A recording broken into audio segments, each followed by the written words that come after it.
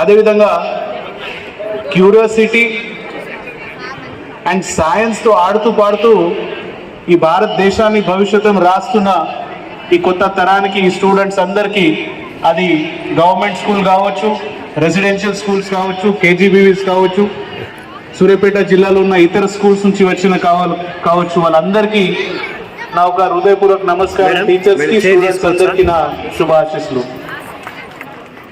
చాలా సంతోషం ఈరోజు వచ్చిన వెంటనే. వాస్తవంగా రావడానికి కాస్త ఆలస్యమైంది కొన్ని కారణాల వల్ల.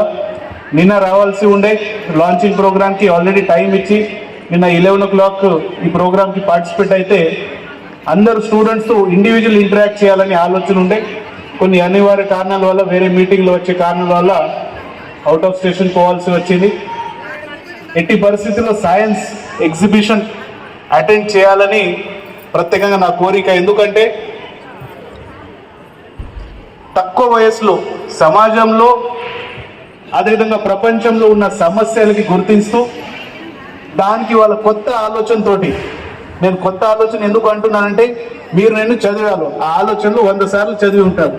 వీళ్ళు ఒక్కసారి చదివించి ఇక్కడ ఉన్న ప్రాబ్లంకి పరిష్కారం మనం కొత్త ఆలోచనతో ఎలా పరిష్కారం చేయవచ్చు, ఆ ఆలోచనతో ముందు వస్తున్న ఈ పిల్లలకి మనం ఖచ్చితంగా ప్రోత్సహించాలని సైన్స్ ఎగ్జిబిషన్ మనం పెడతా ఉంటాము. దాంట్లో ప్రత్యేక పార్టిసిపేట్ కావాలని ఆశ కూడా. అదేవిధంగా ఈరోజు విజిట్ చేసినప్పుడు ఈరోజు సైన్స్ ఎగ్జిబిషన్ సంబంధించి మనం థీమ్ చూసుకుంటే సబ్థింగ్ కేటగిరీలో sustainable agriculture, waste management and alternatives to plastic, green energy, emerging technologies, recreational mathematical modelling, health and hygiene, water conservation and management.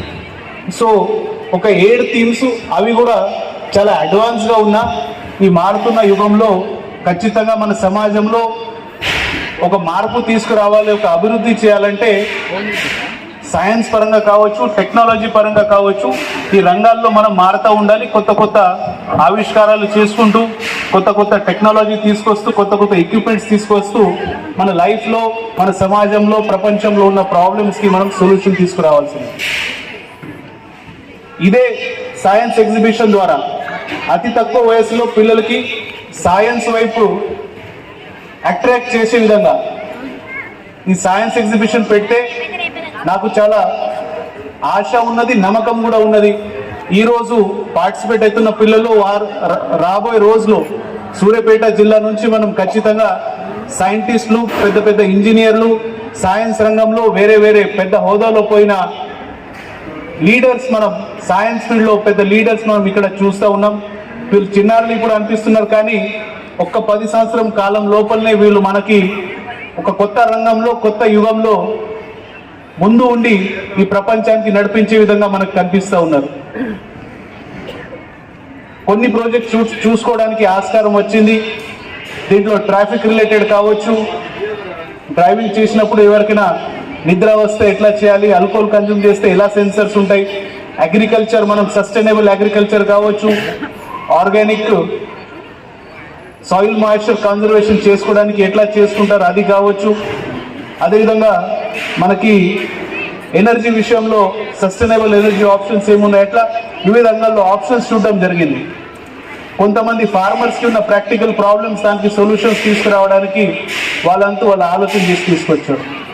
పిల్లలు ఇప్పుడే ఈ వయసులోనే సెన్సర్స్, తర్వాత processor units and mother board, ఈ అన్ని దాంతో ఆడుతుంటూ చూసుకుంటే అంటే వాళ్ళు ఖచ్చితంగా రాబోయే యుగంలో రోబోటిక్స్తో, అదేవిధంగా ఇంకా టెక్నాలజికలీ అడ్వాన్స్ ఉన్న సిస్టమ్స్తో, మషిన్స్తో వాళ్ళు వచ్చే సంవత్సరంలో ఆడినట్లు మనకి ఇప్పుడే కనిపిస్తూ ఉన్నది. ఇంకొక ఇన్నోవేటివ్గా వచ్చినప్పుడు ఎవరో కొంచెం మంచి సౌండ్ చేసి మనకి సర్ప్రైజ్ చేశారు. అది ఎందుకు పెట్టారంటే కోతుల గురించి అని అర్థమైంది.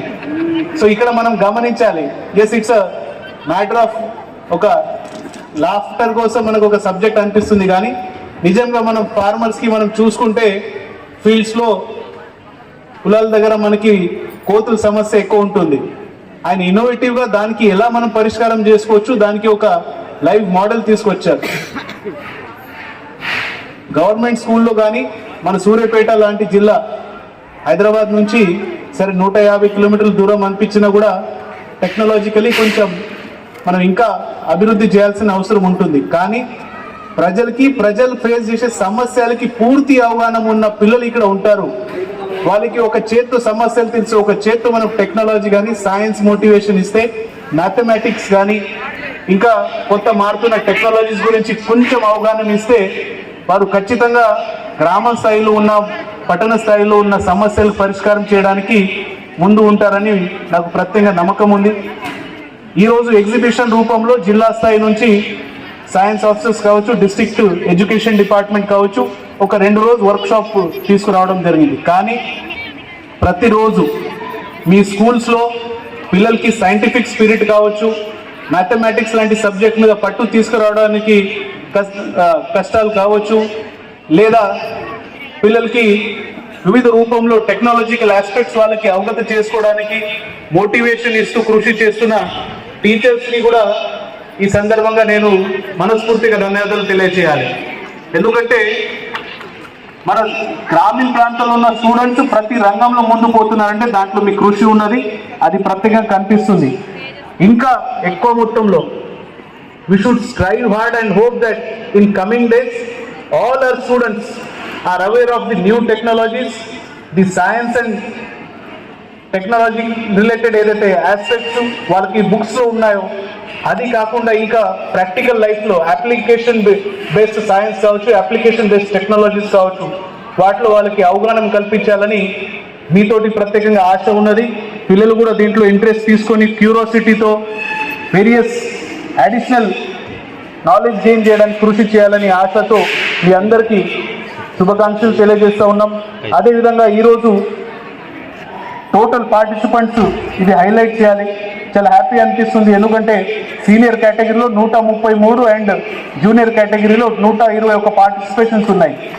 సో ఒక ప్రాజెక్టు తయారు చేయాలంటే ఆలోచనలు 100 ఉంటే దానికి క్రియాకి తీసుకురావడానికి చాలా కష్టం. అది కూడా సక్సెస్ఫుల్ ప్రాజెక్ట్ చేయడం, అది కూడా ఈ వయసులో పిల్లల ద్వారా చేయించడం, ఆ టీచర్స్కి ఆ స్టూడెంట్స్కి ప్రత్యేకంగా నేను ధన్యవాదాలు శుభాకాంక్షలు తెలియజేస్తూ ఉన్నాం. It is getting a project at this level is not a small issue. So all these 318 participants including this 64 inspire సంబంధించిన పార్టిసిపెంట్స్కి నా మనస్ఫూర్తిగా శుభాకాంక్షలు. టీచర్స్ సంబంధించి కూడా నేను ప్రత్యేకంగా కొన్ని వాళ్ళు ప్రాజెక్ట్స్ చేశారు, వారికి కూడా మనస్ఫూర్తిగా శుభాకాంక్షలు తెలియజేస్తూ ఉన్నాం.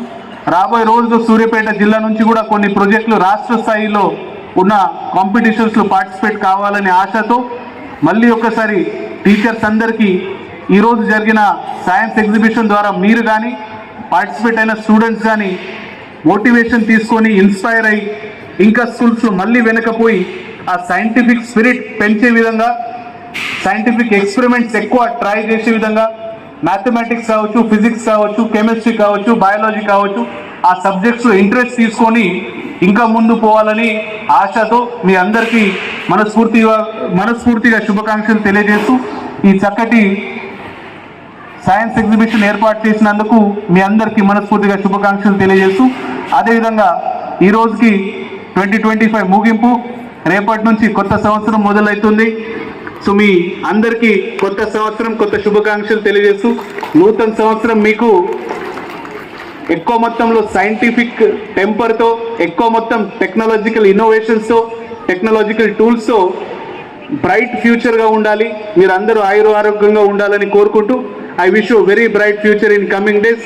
I wish you very happy new year 2026. Thank you very much. Jai Hind. Thank you sir. మీ మంచి సలహాలు మరి మా విద్యార్థులకి అందరికీ కూడా ఎంకరేజ్మెంట్ సార్, స్ఫూర్తి సార్. Thank you sir. చదవండి అవర్స్.